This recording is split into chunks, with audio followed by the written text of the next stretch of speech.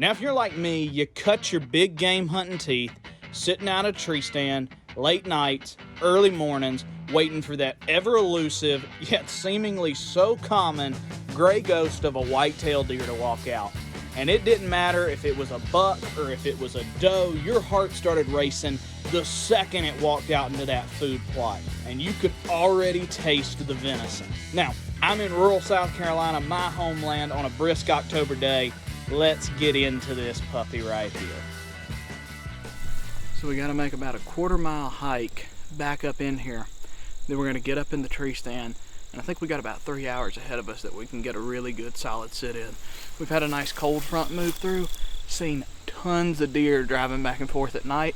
So I'm hoping, you know, right in those dusk hours, golden hour, right when it's perfect, we're gonna have, hopefully, some kind of deer walk out. We're in it to fill the freezer today. Does are fine, brown it's down type deal, but if a pretty good buck walks out, we're gonna smoke him and let it happen.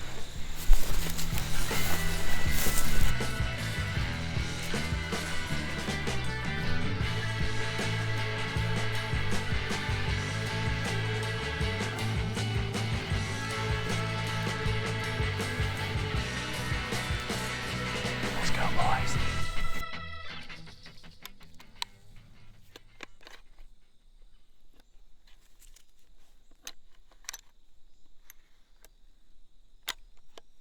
Okay, so I just heard from the landowner that since we put corn out 2 days ago, there has been at least 2 big old fat does that have cleaned out, and I can see it, 40 pounds of corn in 2 days. I think it might have been a few more deer than just those 2, but that's what they saw. That's pretty good odds that we're gonna see something and probably have some meat in the freezer by the end of this video, y'all. So I got a problem, y'all.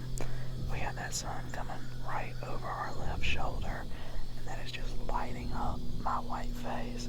Probably should wear a face covering or some face paint, but I don't have that liberty right now. I gotta work with what I got, so I just got my jacket pulled up high and kind of hat turned crooked, trying to cover up this side. I'm not too worried about over here, but right now that sun is absolutely cooking right here, and it's acting like a big white plate to all the deer out there.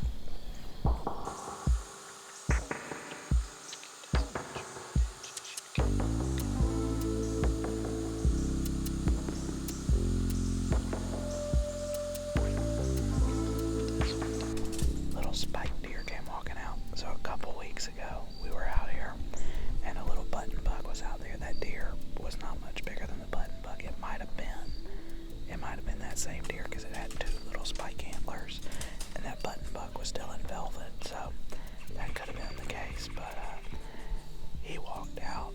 I guess he smelled, saw something he didn't like, didn't go busting out or anything, just turned right back around and left.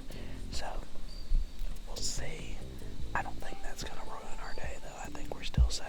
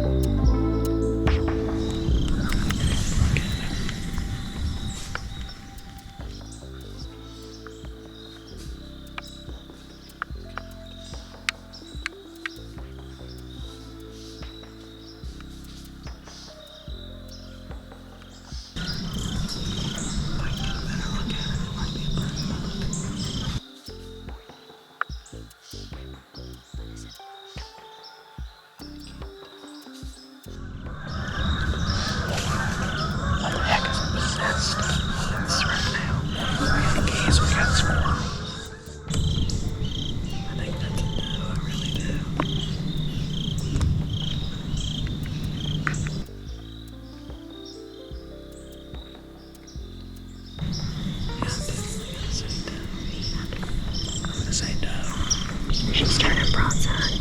Can you see? Not really. Okay, yeah, I got her. You got her? Yeah. Dropped her.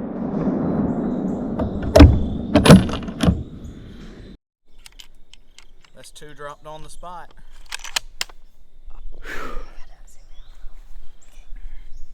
Okay. I think that's a pretty small doe, but you know what? When it's coming to fill the freezer, you can't be mad at a small doe like that. That's perfect. Dropped on the spot. We'll give it about 5 minutes for it just to stop kicking and everything, but y'all, does not get any better or more fun than that. That is a classic southern deer hunt, sitting in a tree stand, getting out in the evening. Love every second of it, y'all. We're gonna say a quick prayer real quick, and just to thank the Lord for that opportunity and that animal, and y'all, that's awesome. You know, even with the doe, I'm still sitting up here shaking. That's how much buck fever's a thing, deer fever's a thing with me. No, it's a smaller. No, it's a button buck. Small buck. I'm not mad at that though. Oh yeah, perfect shot. Perfect shot behind the shoulder. All right, y'all. Well, now comes the fun part that YouTube doesn't like to show. We gotta tag them and drag them. So, I'll see y'all back in a few. Our work's just begun though.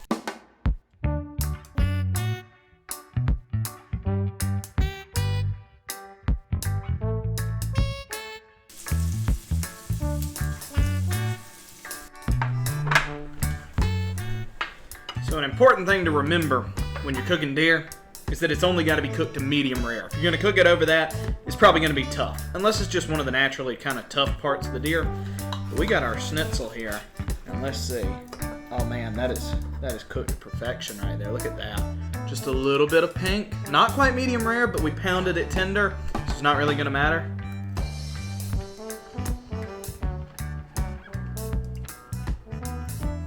That is probably the most tender piece of deer that I've ever eaten.